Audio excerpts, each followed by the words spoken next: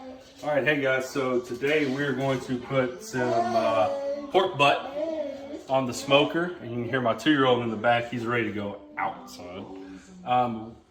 When I got this in, I've already trimmed up some of the fat and stuff off of it. The butcher did a very terrible job on this, and it actually came in 2 pieces, but while trimming it, it actually is now into 3 pieces. So what we did is we got 2 separate pieces and another piece that I kind of butterflied open, so that way we can get more bark that way. But we're just gonna kind of rub these down real quick with the rub that I made the other day, which I'll leave a link down to that video. This is a bone in as well.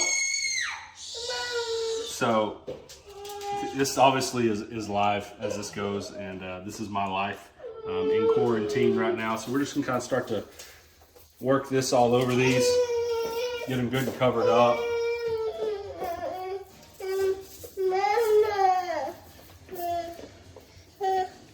So now he's having to be picked up while we do this. Just I don't know if that's gonna stop him. And we're just gonna kind of pat this in, cover it. I ended up, when I made this rub the other day, it actually wasn't gonna be enough, especially once I found out that this pork butt was going to be in 3 different pieces. So hopefully this all is going to fit on the grill at the same time together. If not, I don't know, we'll figure it out. I might not just be able to butterfly that one open. It might just have to be closed up, but we're just trying to get this pretty well spread out on here as best as we can. It's not going to be perfect. We've got plenty of rub here. I still got some more over there on the side. I just went back and I made another batch. I doubled that batch and all that. So we just make sure you get all the sides as well on here. And just give it a pat. You don't have to rub it in necessarily. Just get it to stick on there. Guys, if you want to use a binder, you're more welcome to do that too. We're just going to go this way. So like if you rub yours with mustard or whatever else. It's also a way to get this to stick. We're gonna get all sides. We're gonna put this on the grill here in a little bit. I'm gonna go out in a minute and video getting kind of how we set our grill up here. I mean, it's the right way, just kind of how I do it, how I've learned from different people that I've watched do this. We're gonna put a little smoking wood on there, some chips. I got them soaking down out there right now. Covered up. Y'all can hear probably Sesame Street in the background. Sesame Street obviously doesn't do a very good job of entertaining him. He's definitely more of a blippy guy. So Clay Cox, if you watch this, I know you're a big barbecue guy. You're probably just critiquing everything I do, and that's okay. Got to start somewhere, got to make mistakes. So let's get this all covered up.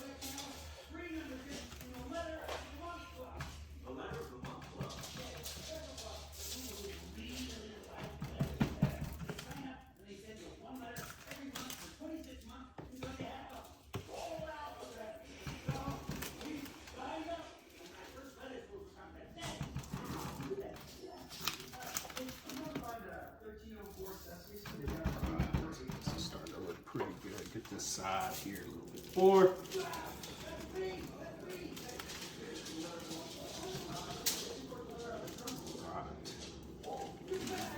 Here, get him out of the way and get our big boy out now. So this is the one where kind of butterflied open on me. So the butcher didn't do a very good job of. He butchered it all right, just not in necessarily a good way. Put the rest of that on there. Spread that out.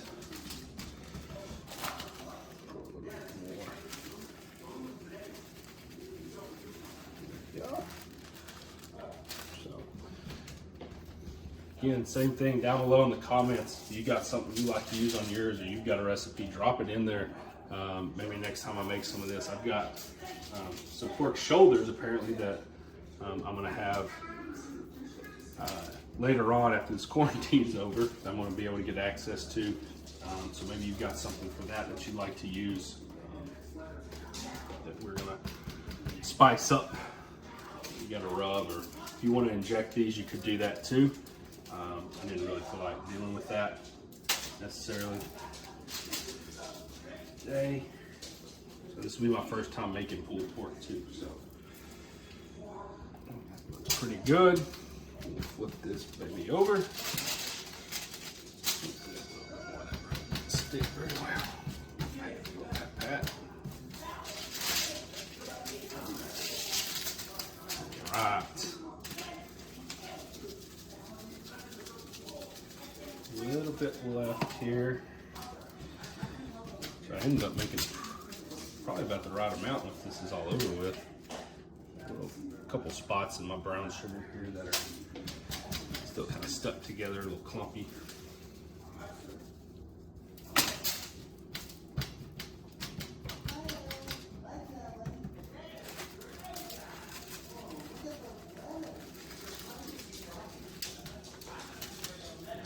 Almost done here. So in a minute here, we're going to come back. We're going to show you how we're going to light our grill. This kind of sits out for a minute. Let the salts and the sugars and everything kind of do its little magic before we get it on. So we'll see you guys in just a little bit.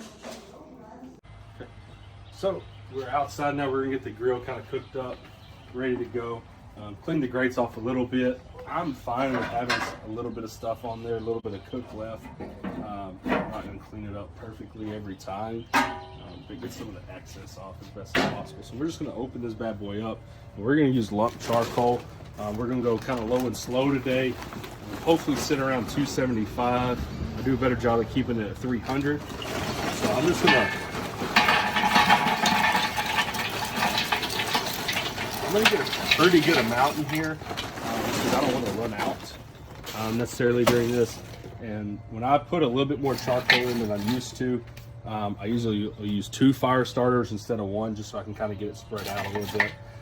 So I usually just dump that in first and then dig these down in there and kind of cover them up a little bit.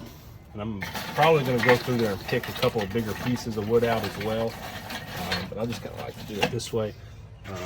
And in this bag, you can usually find a couple of the bigger pieces. So you can kind of build those on top.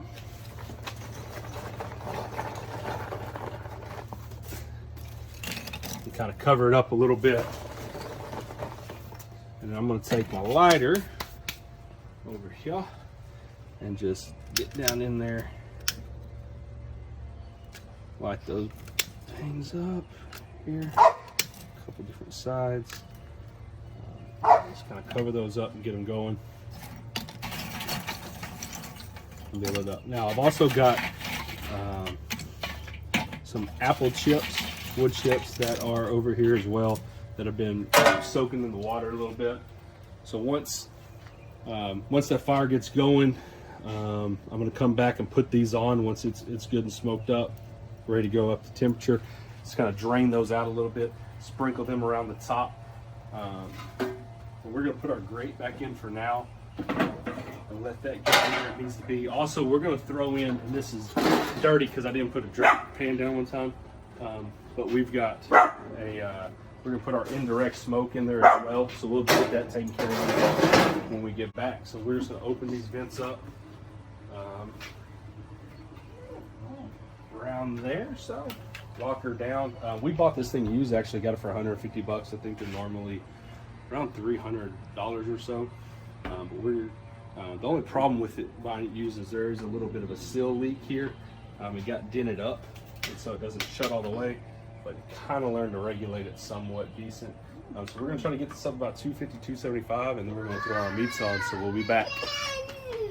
Wow. Flower, say hi. All right, so we've got it sitting right about 300. So we're going to pop this baby open. I'm going to take this grate off.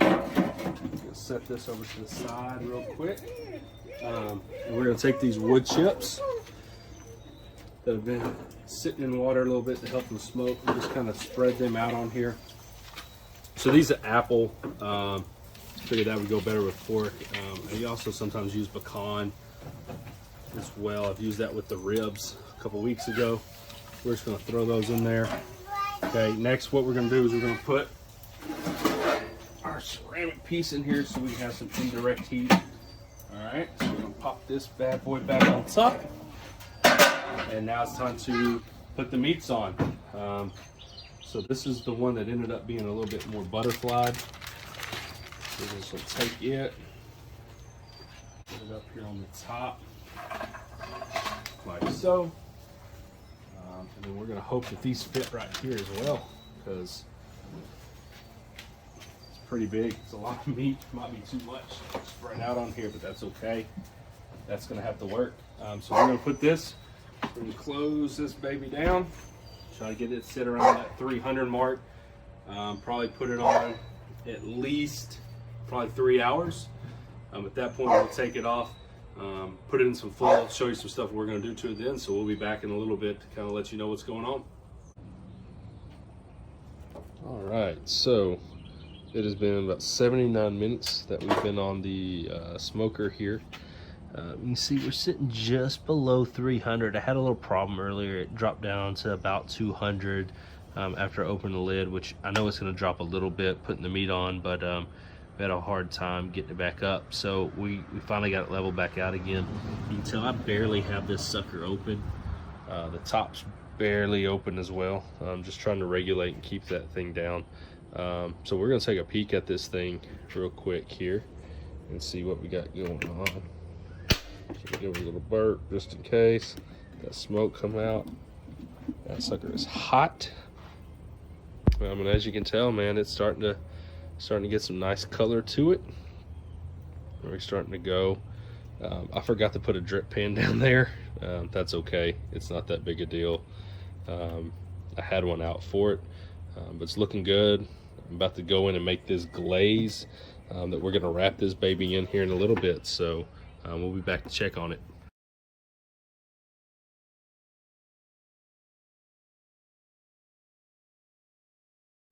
All right, so it has been just about 4 hours and we've been sitting between 275 to 300.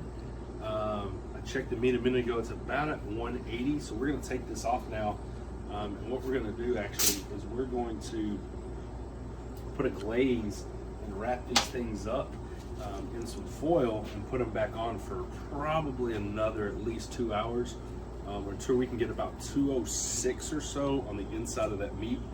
So I'm going to take our two smaller ones off first. So I'm going to show y'all a trick that I do because I have cloth gloves here.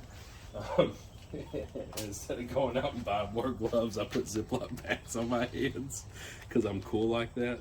And by the way, it's hard to open these with this on, so my videographer / wife, yeah, sleeping with the help. Okay, so we're gonna get these off of here. But my wife's laughing at me.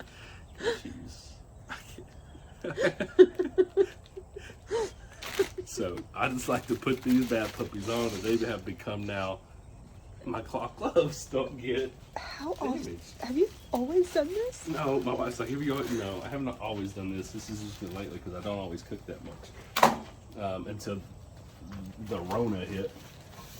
Okay, so we're gonna get these out of here first, real quick. I'm gonna set this over to the side and cover those up real quick. And what I'm gonna do, I'm gonna set my plastic gloves off to the side here. I'm gonna grab some brown sugar, okay? And I'm just gonna, that's just fuzz from the glove, okay? I'm just gonna spread some brown sugar out here along this for these bad boys to cook back into, okay? About like so. Okay, and this is just light brown sugar. That's all they had left because everybody likes to buy everything up right now. And then this is that Big Red glaze barbecue that I've made in previous videos that we're gonna kind of spread throughout here. Okay, like so. And then what we're gonna do is we're gonna put a little bit more seasoning. Same seasoning, same rub that we put on. And kind of sprinkle that through there again. And I'm going to do this for all three. I'm just going to show you all the big piece from earlier that we had. And we're going to throw this all right back on there. So let me get my plastic gloves back on here. Plastic gloves are these are high tech. Do I need to buy you new gloves? No, you don't need to buy me any gloves. Okay, so we're gonna take this big piece of meat off of here. And it's gonna fall apart on me, which is a good sign. Okay, we're just gonna spread that out on there. A little bit more of this fat that's on there. Throw that in there, okay? Now what we're gonna do, we're gonna put a little bit more of that glaze on top. That small smidge of this brown sugar across here. Okay, not too much. A little seasoning across the top there like so. This big red glaze, put some of that back on there like so.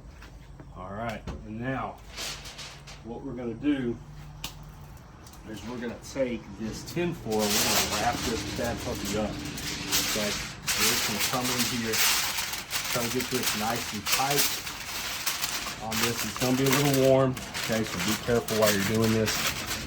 And all we're trying to do is basically temp this before we get it back on. It's gonna cook within all that stuff. We got stuff burning back there on the grill. We're just gonna fold all these edges up nice and tight so nothing can escape out of there, like so. Okay, and then we're gonna throw that wrap back on.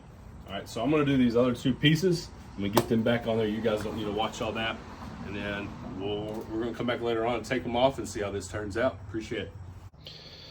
All right, so here we are. We've got the other two off already. Got them just above 200. One of them went a little bit higher because we had some heat problems going on, but this is the third one coming off. It's just above 200, about 202. So what we're going to do is the other two have been here for 30 minutes in this cooler. Push that down in there, and we're going to let them sit in there for an hour, and then we'll cut them open and we'll be back. So we're back. We got two of them out. They've been resting for an hour. So let's cut these bad boys open, or open them up at least, and see what we got going on here. Some of the juices leaked out of one of them.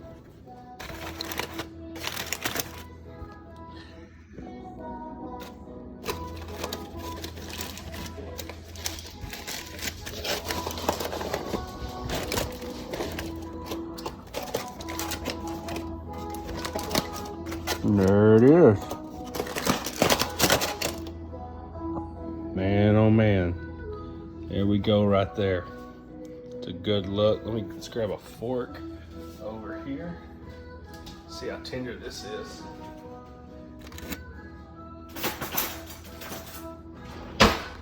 All right, here we go.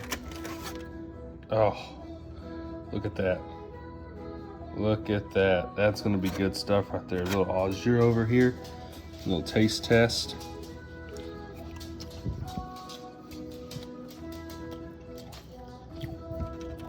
That's pretty good. That's pretty good right there.